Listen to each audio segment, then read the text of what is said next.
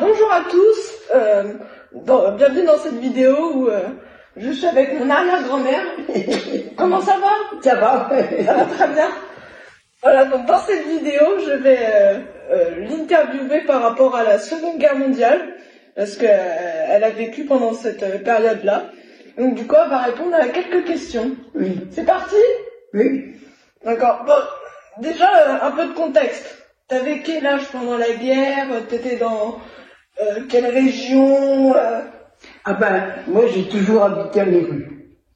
Alors, pendant la guerre, on était à Méru. Hein. Et tes parents, ils faisaient quoi pendant la guerre, comme métier? Mes parents, Oui. eux, ils étaient... mon père, il était de Tielt, en Belgique. Par là, il n'y a pas eu la guerre. Enfin, il n'y a pas eu de bataille. Tandis que maman, elle, ils étaient dans la région de Ypres. Et en 14, la guerre, elle a été 4 ans à la même place. Que tout était... il n'y avait plus rien qui existait, quoi. D'accord. Et pendant la deuxième, du coup?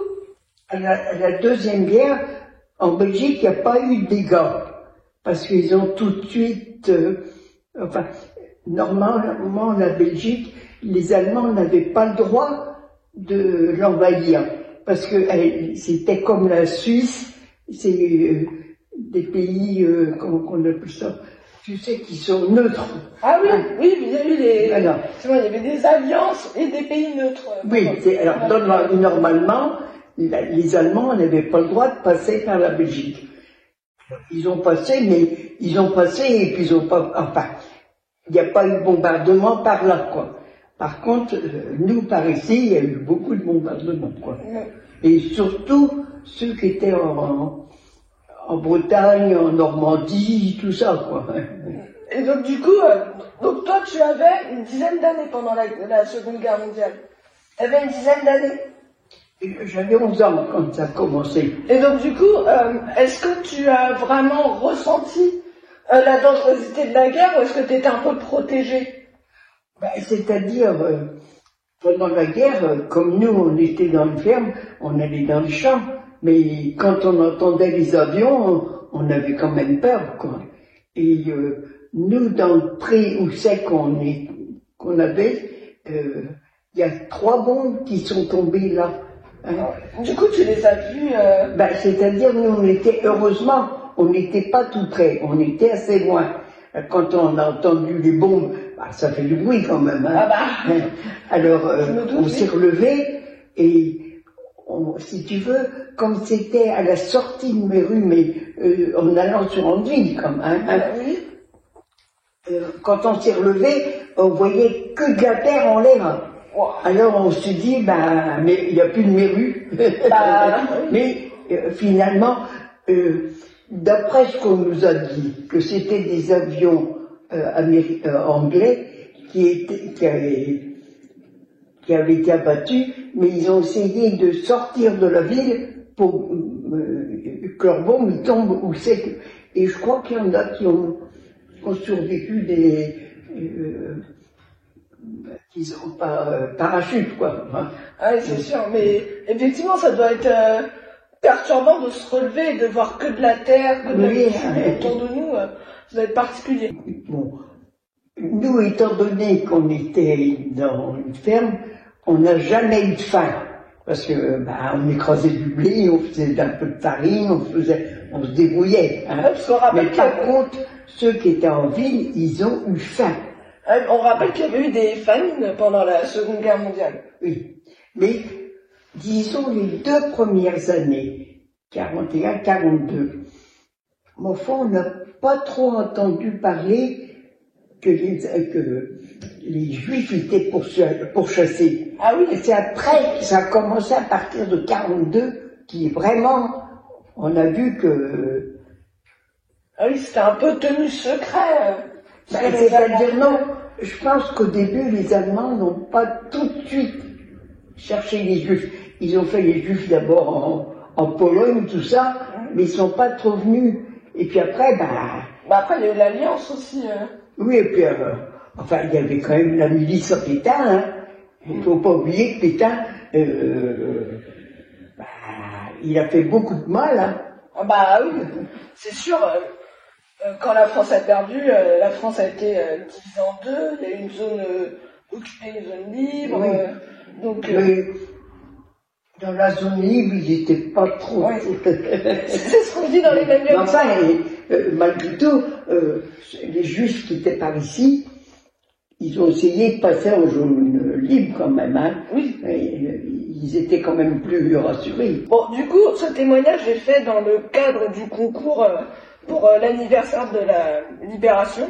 Les années 43-45, c'est quoi tes souvenirs vraiment de la Libération? Des souvenirs, que ce soit à la radio, etc., de signes d'espoir ou de choses comme ça? Ben, c'est-à-dire, nous, on n'avait pas de radio. Alors, il y avait les journaux. Ah oui. Et tu sais, quand tu as 12, 13 ans, 11 ans, tu t'intéresses, enfin, tu écoutes bien tout ça, mais... Oui, pas autant qu'un adulte. Les adultes, c'est autre chose. Les jeunes, bah, faut quand même qu'ils vivent un petit peu. Bon, on n'avait plus le droit de sortir, tout ça. Ah du coup, t'allais plus à l'école. Enfin, Ah si, à l'école, on y allait. Mais notre école, à nous, elle était réquisitionnée par les Allemands. Donc, on a été dispersés dans mes rues. Tu vois? Ah, oui. Et on continuait l'école, mais dans mes rues, quoi. C'est ça. Et donc, du coup, dans les journaux, il y avait des signes d'espoir pendant les années de libération? C'est-à-dire, quand on a su le débarquement, on était quand même content, quoi. Ah bah... Bon, on avait un peu des nouvelles, parce que De Gaulle, ils arrivaient, bon, il y a toujours des trucs qui s'affichent, hein, on avait des nouvelles, que ce qu'il faisait De Gaulle en Angleterre. De Gaulle qui a formé la résistance. Oui, enfin, pas que lui, c'est lui qui a lancé la démarche. Qui a lancé, c'est heureusement qu'il a lancé ça, parce que je sais pas comment on serait resté, je sais rien. Mais la résistance a commencé quand même à s'organiser, hein, parce que beaucoup n'avaient pas vu rester sur le régime allemand, quoi. Surtout que, il y avait quand même beaucoup, on entendait qu'ils étaient fusillés, parce que nous, on avait un ouvrier, il était gentil, je pense. En Bolivie, tu sais, quand on est jeune, on voit pas trop les âges, hein, mais je pense qu'il avait dans les 40 ans, quoi. Il était gentil, mais il était un peu simplet, si on veut, tu vois. Et alors, comme on avait le couvre-feu à partir de 8 heures, lui, il a dit, moi, je m'en fous du couvre-feu. Ah oui, et il est sorti, et puis il a été fusillé. Ah oui, c'est vrai, effectivement. Alors nous, on a connu ça avec le Covid, mais c'est vrai qu'avant, il y avait aussi le couvre-feu pendant la guerre, et c'était beaucoup plus violent. Hein. Ah oui, voilà, mais c'était strict le couvre-feu. Hein. Oui. Et non, effectivement, c'était un couvre-feu super strict. Il y avait quand même des signes d'espoir dans les journaux pendant les années où la résistance... Oui. Voilà, libérait la France. Et donc du coup, là on a parlé un peu de la résistance, de la libération, etc. Une fois que c'était fait, c'est quoi tes souvenirs de la France après 45? Une fois que la guerre était terminée, comment s'est relancé le pays? Disons tout de suite après 45, on avait quand même encore les cartes d'alimentation. Il n'y avait pas à manger. Alors on avait les cartes, on avait des points, on avait le droit à tant de sucre, tant de farine, tant de pain, tout ça. Oui. Et alors, des gâteaux, tout ça, il n'y en avait pas. Non, donc il y a encore eu des famines après 45, là.